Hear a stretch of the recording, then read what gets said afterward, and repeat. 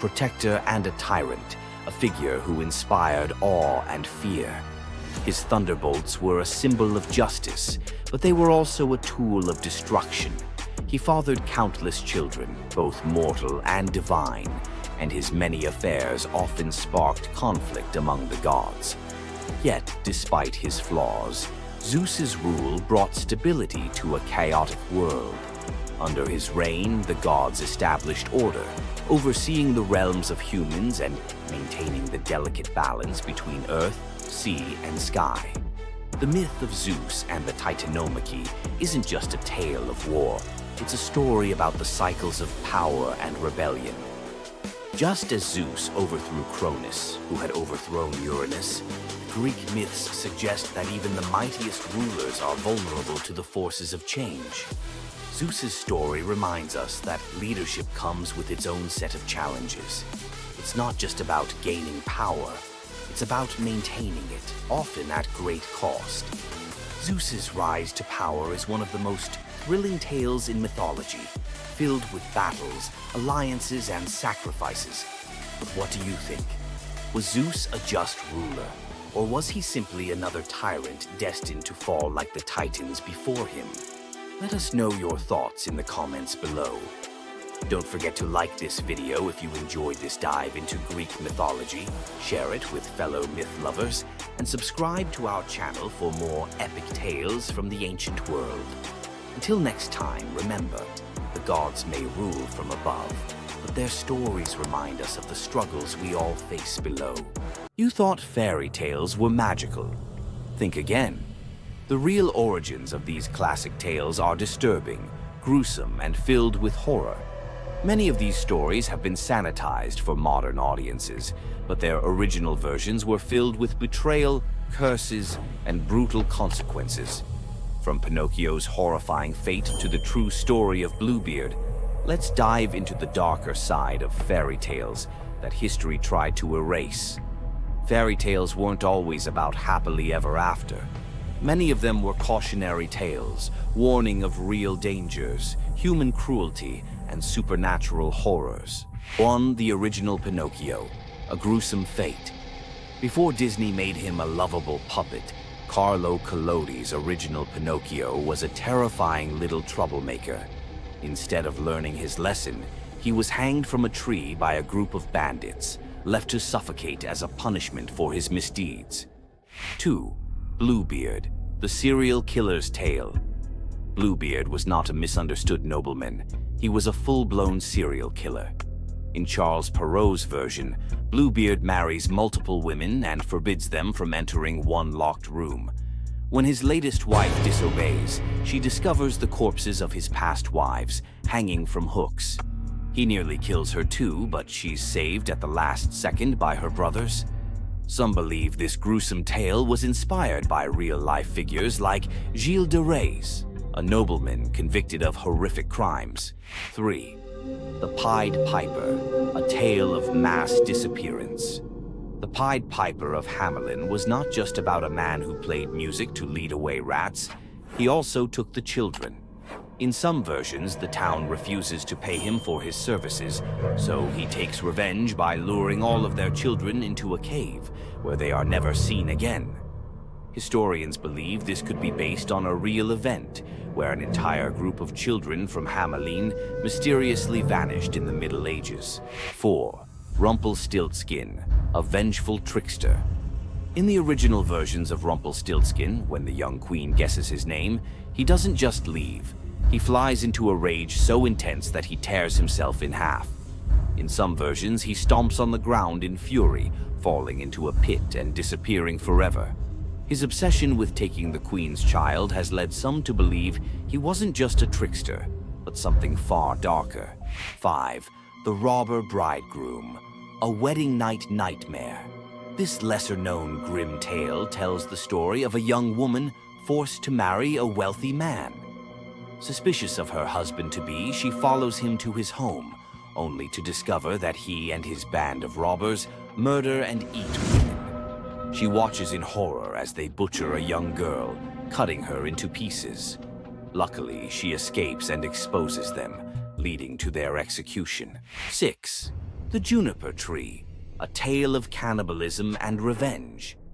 One of the most horrifying grim fairy tales, The Juniper Tree tells of a stepmother who decapitates her stepson, cooks his body, and feeds it to his unsuspecting father. The boy's sister buries his bones under a juniper tree, and from the tree the boy returns as a vengeful spirit, transforming into a bird and dropping a millstone on his stepmother, crushing her to death. 7. The Girl Without Hands, a story of betrayal and survival. In this disturbing fairy tale, a poor man accidentally sells his daughter to the devil in exchange for wealth. When she resists the devil's temptations, her own father chops off her hands to fulfill the bargain.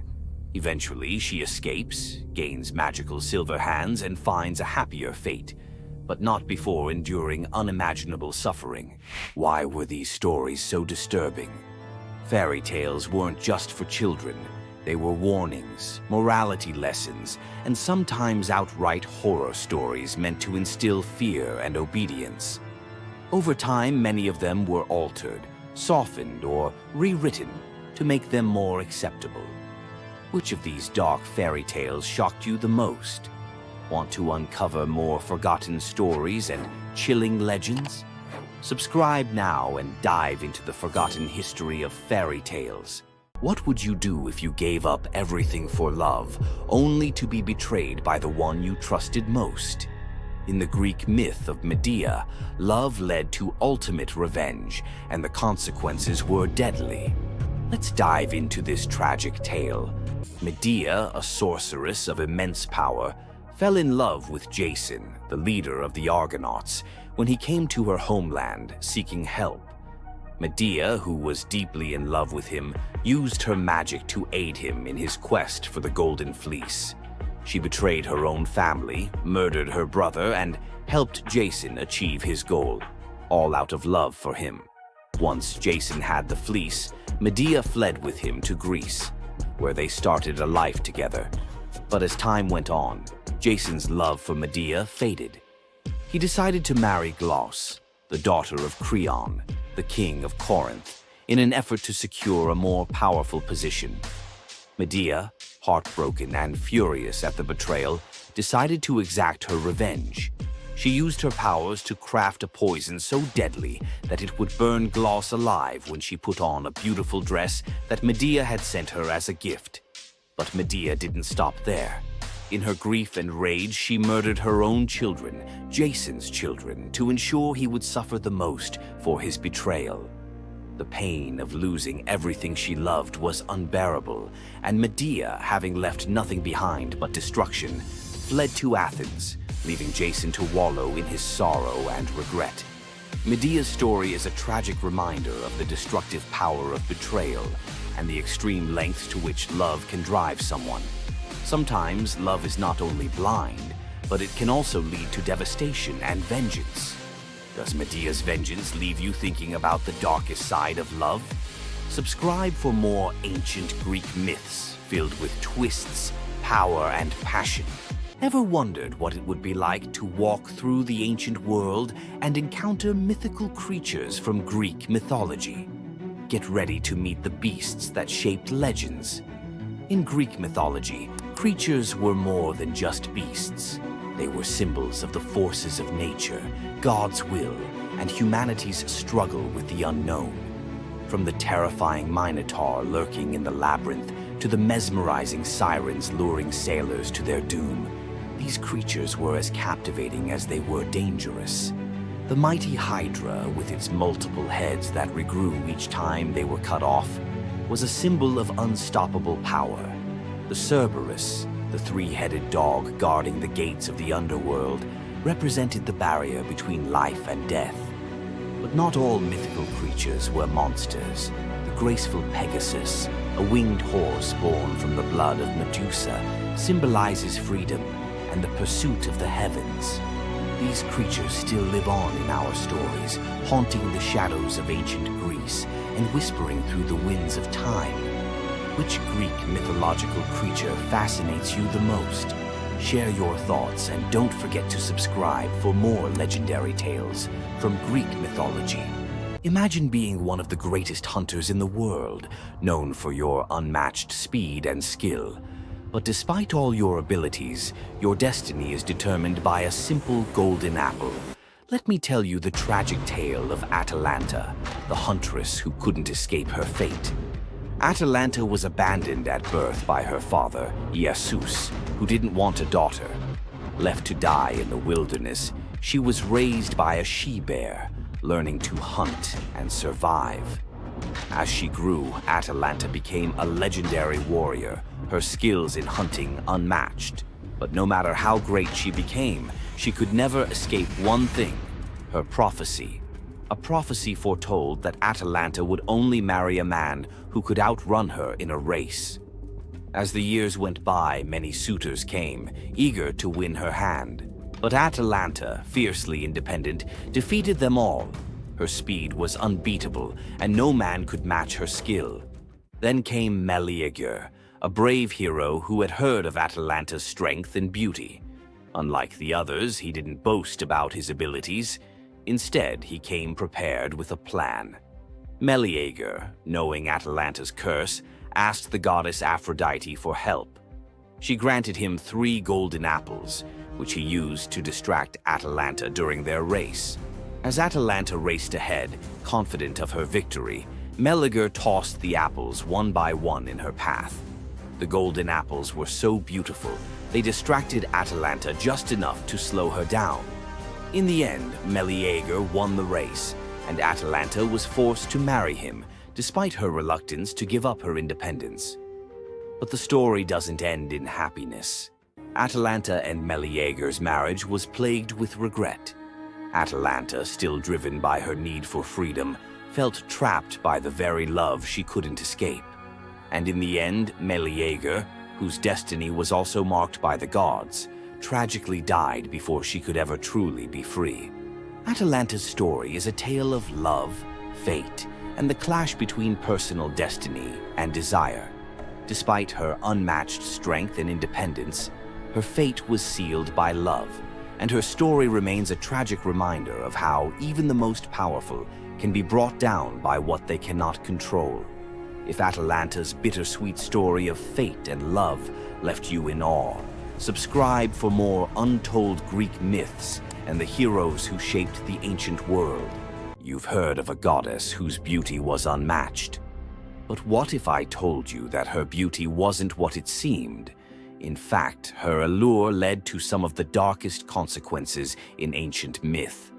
This goddess, adored by many, held the power to captivate anyone with a mere glance. She was so beautiful that her charm could sway the gods, kings, and mortals alike.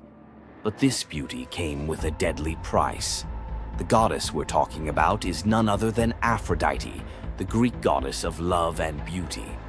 While she is often depicted as the epitome of grace, sensuality, and allure, her beauty was more of a curse than a gift. Aphrodite's powers extended beyond just physical beauty. Her charm was irresistible, but it came at a cost. Her very presence could bring turmoil. Many heroes and kings fell victim to their obsession with her. Take Paris, for instance. His decision to choose Aphrodite as the fairest of the goddesses set in motion the events that led to the Trojan War. His desire for her beauty caused the death of thousands and the fall of Troy. But Aphrodite's beauty didn't just destroy men, it could break gods too. The tale of her and Ares, the god of war, exemplifies this. While Aphrodite was married to Hephaestus, the god of blacksmiths, her passionate affair with Ares led to chaos among the gods. Her beauty wasn't just about attraction, it caused jealousy, betrayal, and ultimately destruction. Despite her dazzling appearance, Aphrodite was also a figure of deceit and destruction, proving that beauty, when it holds such power, can be dangerous. It's no wonder the ancient Greeks warned that appearances can be deceiving. Aphrodite's beauty may have dazzled the world, but her story teaches us that sometimes what's on the surface can mask a much darker reality. So, was Aphrodite's beauty a blessing or a curse? The myths suggest that beauty, when wielded by the gods, is never what it seems. If you want to uncover more hidden truths about gods and goddesses from the ancient world, hit that subscribe button. There's so much more to explore in these captivating stories of the past. Imagine having a wish so powerful that everything you touch turns to gold. Sounds like a dream, right? But for King Midas, this dream turned into a nightmare. Let's dive into his tragic story. Once upon a time, King Midas ruled over a prosperous kingdom known for his wealth and opulence. But Midas wasn't just content with riches. He wanted more. He wished for the ability to turn anything he touched into gold. One day, the god Dionysus appeared before him and, impressed by Midas's devotion, granted him the wish. At first, Midas was overjoyed. Everything he touched, his food, his treasures, his furniture, transformed into gold. His wealth grew beyond imagination, and his joy knew no bounds. But soon, Midas realized the curse of his wish. He touched a rose, gold. He touched his food, gold. Desperate for a meal, he tried to drink water, gold. In horror, Midas realized that even his daughter, whom he loved dearly, turned into a lifeless golden statue when he touched her. Furious with the consequences of his greed, Midas begged Dionysus for mercy.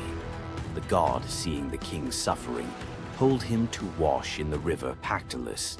And in that moment, Midas's golden touch was taken away.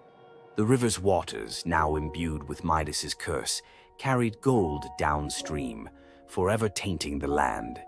King Midas's story is a reminder that greed often blinds us to the consequences of our desires.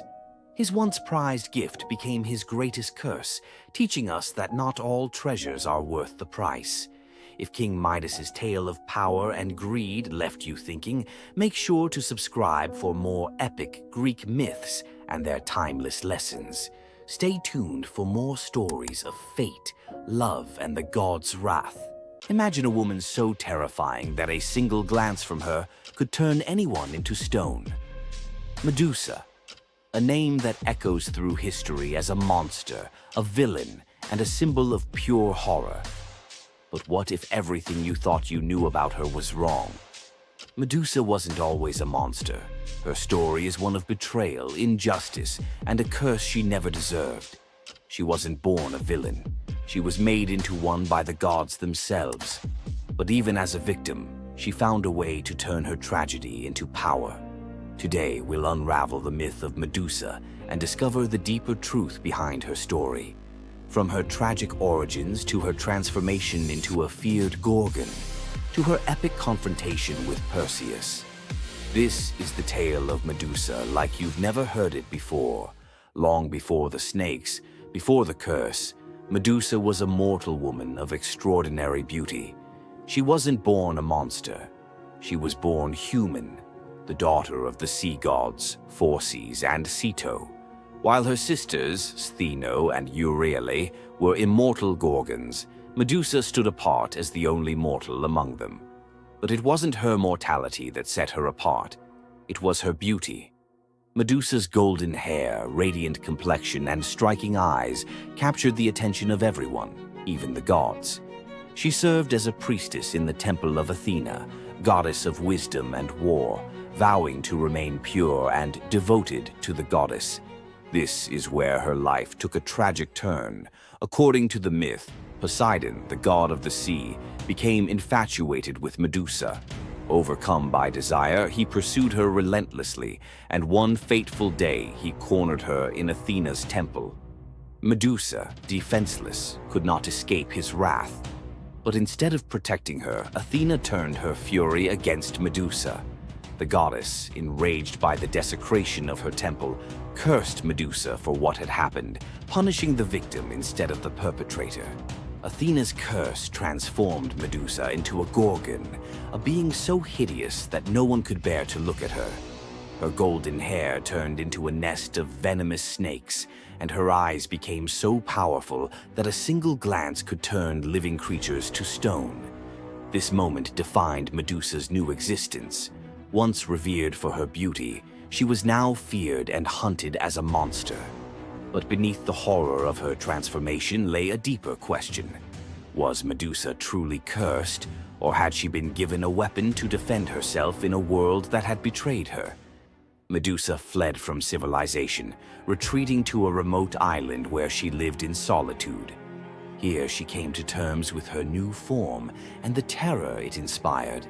The snakes in her hair hissed constantly, and her reflection, once a source of pride, was now a weapon she couldn't dare to look at. But the world wouldn't let her rest. Tales of the monster of the island spread across Greece, and soon warriors came seeking glory by trying to slay her. None succeeded. Each challenger who entered her domain fell victim to her petrifying gaze, their bodies forever frozen in stone. Medusa's life became one of survival, fending off those who sought to destroy her while grappling with the isolation of her curse. She was trapped in a cycle of violence she didn't choose, but couldn't escape. As the years passed, Medusa's story became twisted. In the eyes of mortals, she was no longer the victim of a cruel curse, but a monster to be feared. The tragic young woman was lost to legend, replaced by the image of a terrifying villain. Enter Perseus, a young demigod with a destiny to fulfill. Tasked with bringing back Medusa's head as proof of his strength, Perseus embarked on a perilous journey to find her. But unlike the warriors before him, Perseus wasn't relying solely on his skill.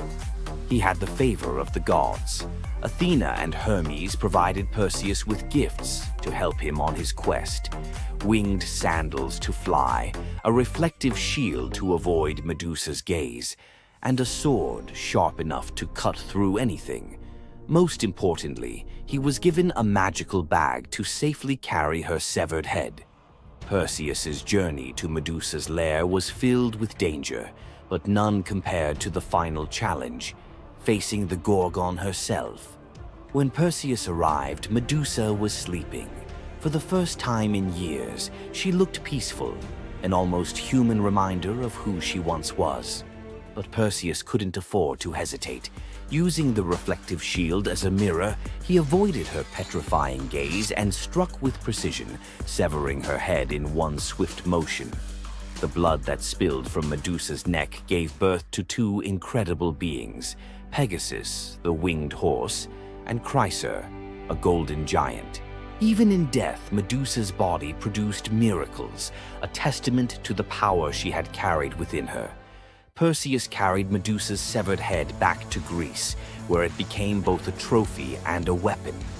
Her gaze retained its power, turning enemies into stone, and Perseus used it to defeat his foes and protect his people. But Medusa's story didn't end with her death. Over time, her image transformed from that of a monster to a symbol of strength and defiance. Women, especially, began to reclaim her story, seeing her as a figure who resisted the gods and survived unimaginable betrayal. Today, Medusa is more than a mythological figure. She's an icon. Her face appears in art, literature, and even modern movements that challenge systems of power and oppression. But the question remains, was Medusa truly a monster, or was she a victim of a world that feared her power? Medusa's story is a reminder that myths are more than just tales of gods and heroes. They're reflections of human nature, of the injustices and triumphs we still see today. So, what do you think? Was Medusa a villain, or was she a misunderstood symbol of resilience? Leave your thoughts in the comments. Give this video a like if you found her story as fascinating as we did. And don't forget to subscribe to the channel for more deep dives into the myths and legends that continue to shape our world. Until next time, keep questioning, keep exploring, and keep looking beyond the surface. We all know Zeus, king of the gods, whose power seems absolute. But there's an ancient force even he won't cross. This is the story of how Zeus was humbled by the goddess of night herself, Nyx. Long before Zeus, there were primordial gods who were the universe's core forces. The most powerful was Nyx. Born from chaos, she is the night. Her domain is the inescapable shadow that falls over the world, and her children are forces like Hypnos, god of sleep, and Thanatos, god of death. Our story starts during the Trojan War.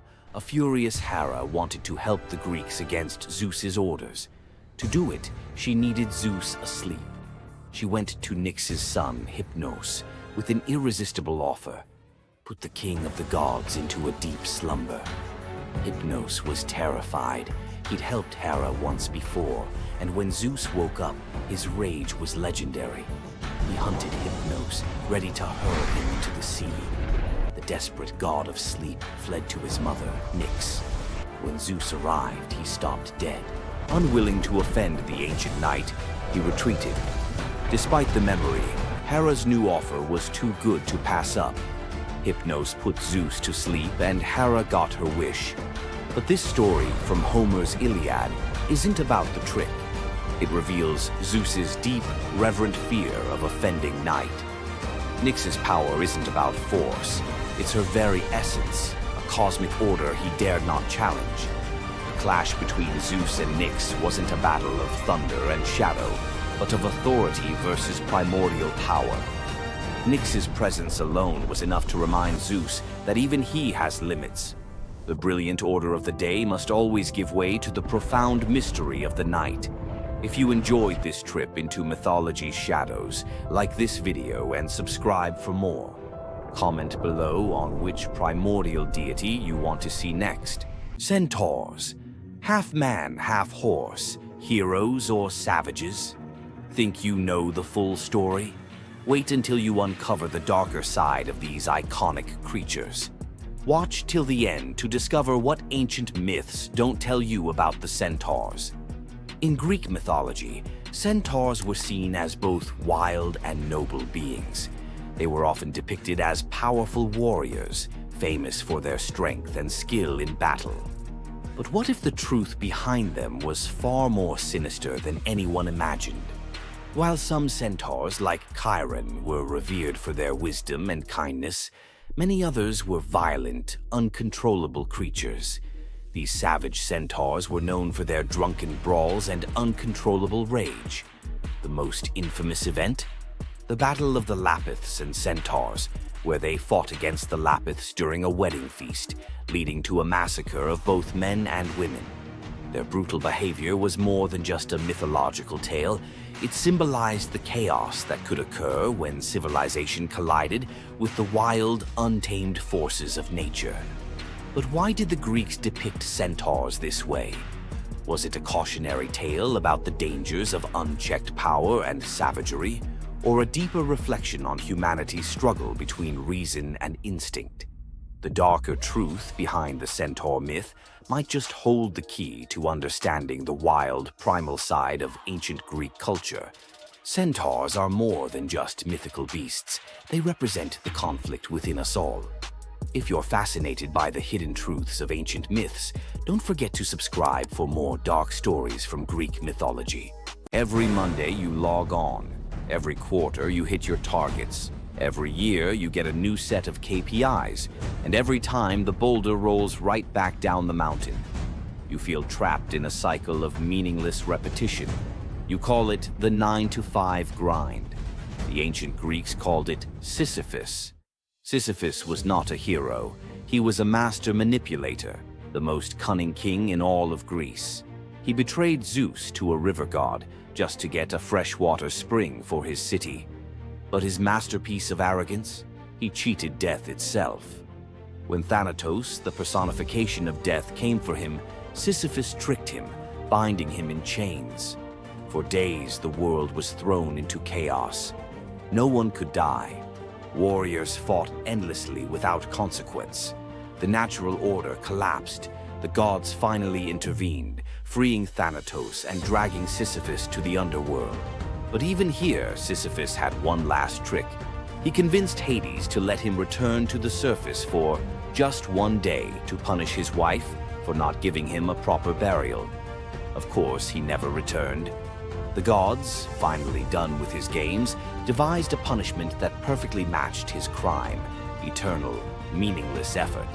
Sisyphus was condemned to push a massive boulder up a steep hill. He would strain, fight, and claw his way to the summit, only for the weight of the universe to drag the rock back down the moment he reached the top. It's the ultimate metaphor for the modern corporate world. You spend 3 months pushing a quarterly report. You reach the summit. You celebrate. Then the boulder rolls down, and the next quarter begins. The goal is never achieved. The progress is an illusion. You are Sisyphus. But here is the revolutionary twist, the secret that transforms the myth.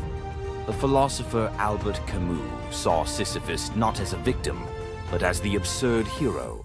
Sisyphus's freedom doesn't come from escaping the mountain, but from accepting the struggle.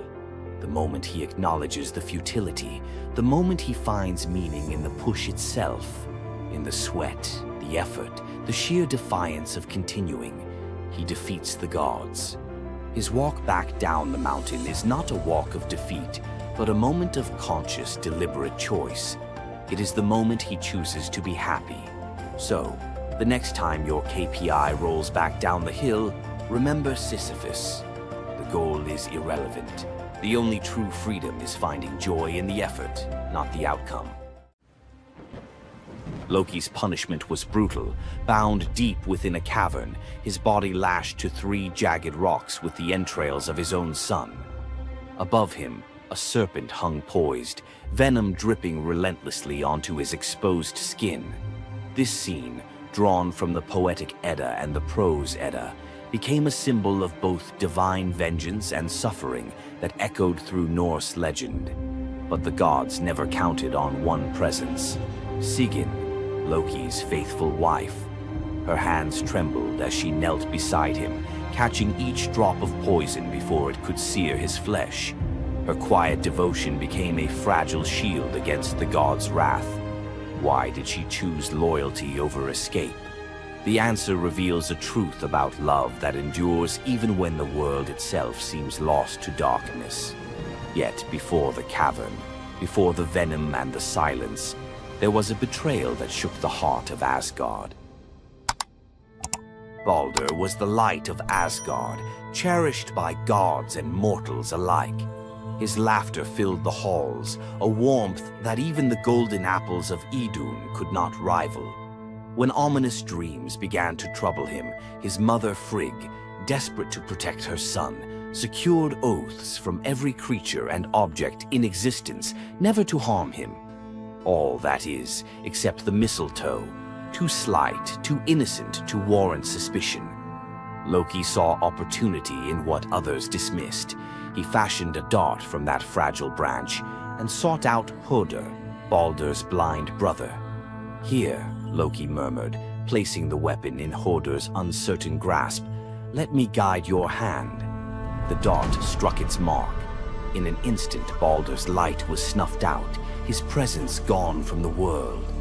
The gods stood in stunned silence, their joy shattered. Loki lingered in the shadows, the faintest smile on his lips, before slipping away unseen. The prose Edda tells us the pyre burned for 9 nights. Balder's wife, Nanna, overcome with grief, cast herself onto the flames, her spirit entwined with his. The gods heaped treasures upon the funeral bier, Odin's ring Draupnir, Balder's own ship Hringhorni, to honor him, but no offering could fill the void left behind. The air grew heavy with suspicion. As the smoke twisted skyward, word spread of an old woman whispering to Hoder in the moments before the fatal blow. When Thor forced the truth from a trembling servant, silence fell like a shroud. Loki's name was not spoken, but its weight pressed upon every heart. The gods had tolerated his mischief, his clever lies, even the theft of Sif's hair. But this was different. The poetic Edda names him plainly: Loki, the guileful who brought it about, from which all misfortune came. Odin convened the gods to pass judgment. No mead flowed, no boasts rang out. The All-Father's single eye burned cold as he named Loki Oathbreaker and Kinslayer. Weapons gleamed in restless hands. Even gentle Friar's fingers tightened around his sword. Loki understood the god's fury.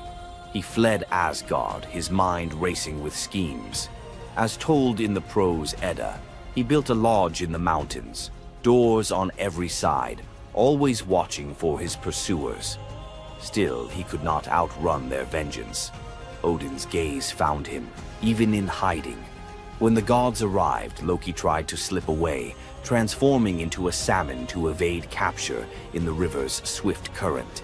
But Thor's grip proved stronger than fate. Dragged back through the gates he once helped raise, Loki passed faces twisted with anger and betrayal. The god's judgment was swift. The path ahead led not to mercy, but to a place where pain and silence waited in the damp and the dark. They forced Loki into the heart of the earth, a cavern where the air pressed cold and heavy, and every sound echoed off stone walls, slick with damp. Water dripped steadily from above, each drop magnifying the hush that settled over the gods as they set to their grim task. The stench of venom lingered, sharp and persistent, mingling with the iron tang of old blood. Odin's single eye caught the flicker of Skadi's movement. A silent nod passed between them, sealing what would come next. 3 massive boulders, freshly gouged with holes, stood ready. The gods had not brought chains or rope. Instead, they made Loki's punishment a reflection of his own chaos. The prose. Edda tells us they transformed one son, Vali, into a wolf who slew his brother, Nari. With the entrails of Nari turned to iron by the god's will, they bound Loki fast, wrists, neck, thighs, and ankles locked tight against the unyielding stone. As the Völuspá declares, with the guts of his ice-cold son, the killer is bound. Each knot and twist was deliberate, a reminder that his own blood now held him captive. The weight of the rocks pressed into his flesh, a constant ache that would never fade. Skadi stepped forward, her presence sharp as frost. In her hands a serpent writhed, its fangs gleaming. She fixed the creature to a stalactite directly above Loki's face. "For Balder," she said, her voice steady and cold. The serpent's jaws parted, and a bead of venom gathered at its tip. It hung for a moment, then fell. Loki's scream reverberated through the cavern, his body arching in agony as the venom burned into his skin. The pain was relentless, searing into bone, and the world above felt its echoes, earthquakes shaking Midgard, rivers shifting, the roots of Yggdrasil quivering. The gods watched in silence, their faces unreadable. Justice, they believed, had been served.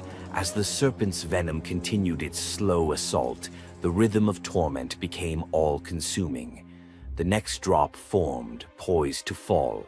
Then a figure emerged at the edge of the chamber, a woman, silent, a wooden bowl cradled in her hands. Sigin's arms were blistered, her sleeves stained, but her grip was unwavering as she stepped into the circle of pain. The cavern held its breath. Sigyn knelt, her presence a quiet defiance. The venom hissed into the bowl, wood darkening with each drop. The gods turned away, their judgment complete, but the story within the cavern was only beginning. The bowl rested in Sigyn's hands, its wooden sides polished by hours of silent endurance. She knelt on the cold stone, skirts bunched beneath her, and waited for the serpent's venom to fall. The first drop struck with a hiss, a thin wisp of smoke curling up as Loki's breath caught in his throat. She kept her gaze fixed on the bowl, her resolve anchored by the rhythm of her task. Time unraveled in the cavern, marked only by the relentless cadence of the venom. Drip, catch. The liquid sizzled as it struck the wood, the heat seeping through Sigyn's calloused palms. Each shift of her grip was subtle, a quiet adjustment to keep the bowl steady as her arms ached. Above, the serpent's shadow twisted over the stone, its coils unmoving, its venom gathering in slow, deliberate drops. Loki whimpered, bracing for pain that had become his constant companion. The sound of his dread was sharper than his cries. The air hung heavy with the stench of scorched flesh and the metallic sting of poison. The darkness pressed in, broken only by the faint glimmer of Sigin's tears as they mixed with venom in the bowl, each drop a testament to her resolve. The silence between drops was punctuated by Loki's ragged breaths and the distant echo of water dripping from the cavern walls. Sigin's world narrowed to the weight in her arms and the threat above. The bowl filled, the venom rising perilously close to the rim. Sigin's muscles trembled, but she did not let her grip falter. When at last the bowl brimmed, she had no choice but to turn away. In that brief moment, as she emptied the venom onto the rocks, Loki's body convulsed, his scream raw and unrestrained. The poison ate into the stone, leaving blackened scars as Sigyn hurried to wipe the bowl clean and return to her vigil. For time beyond reckoning, Sigyn remained. The myth offers no window into her thoughts, only the image of her kneeling, unwavering as Loki's mind splintered under the weight of his agony. Was she remembering laughter in sunlit halls, or simply unable to imagine leaving him alone in the dark? The venom's rhythm never changed. The bowl would fill. Loki would suffer. Sigyn would endure.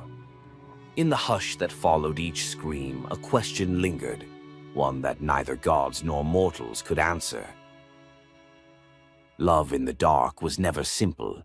While the gods turned away, Sigyn remained, her presence reshaping the meaning of Loki's punishment. His betrayals had echoed through Asgard, yet her loyalty was a force the gods never expected.